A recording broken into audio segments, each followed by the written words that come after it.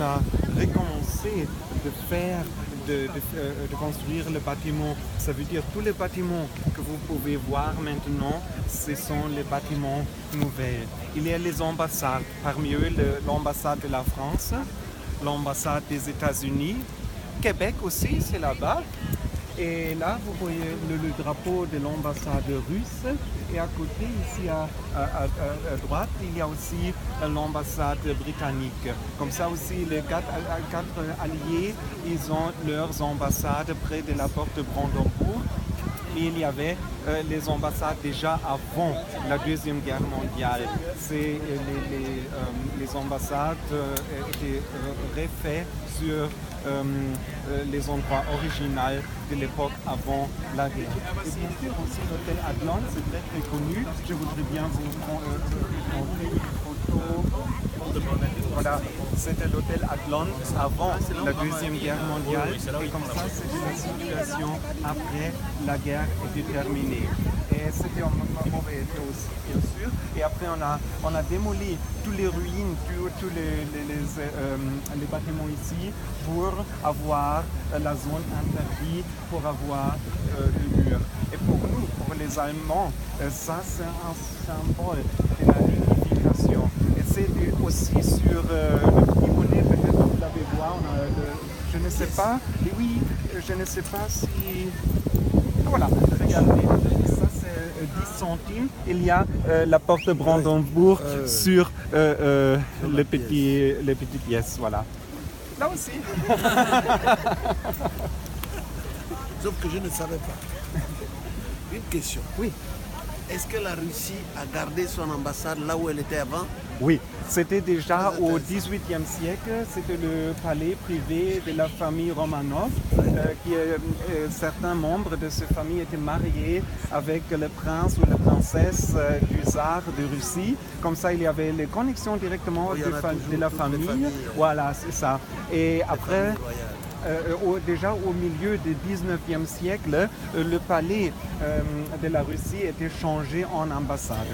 C'était le palais privé au début, après changé en ambassade, mais l'original était détruit pendant la Deuxième Guerre mondiale.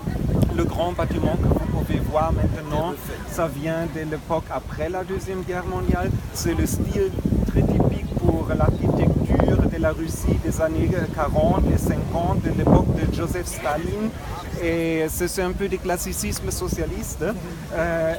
Comme ça, c'est le bâtiment de l'ambassade russe était érigé à la fin, ou commencé à la fin des années 40 et terminé au début des années 50.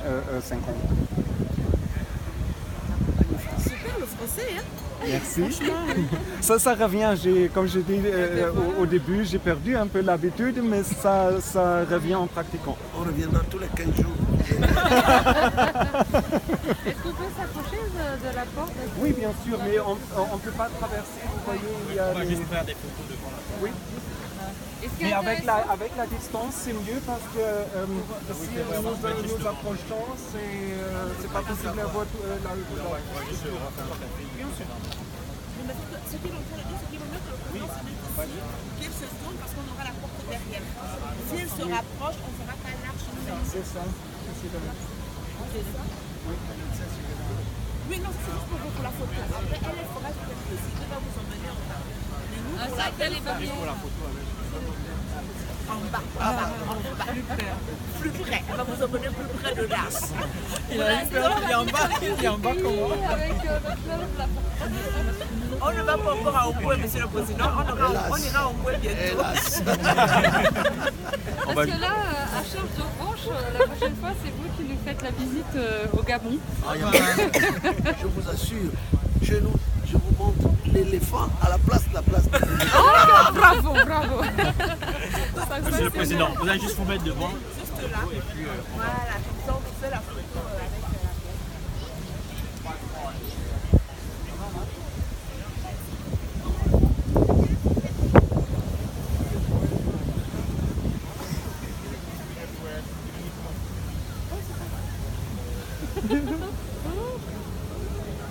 Je t'envoie ça du coup. Tu m'envoies ça. Tu as fait avec le bon appareil?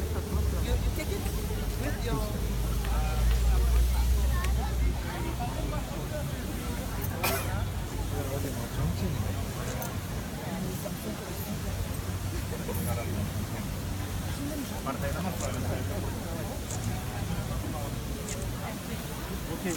Une photo de famille. Je vais permettre d'avoir aussi un photo de souvenir. Tout est mis, il avait Merci. Alors, photo de famille avec le président. Photo de famille avec. Photo de famille, tout le monde. Ceux qui sont là.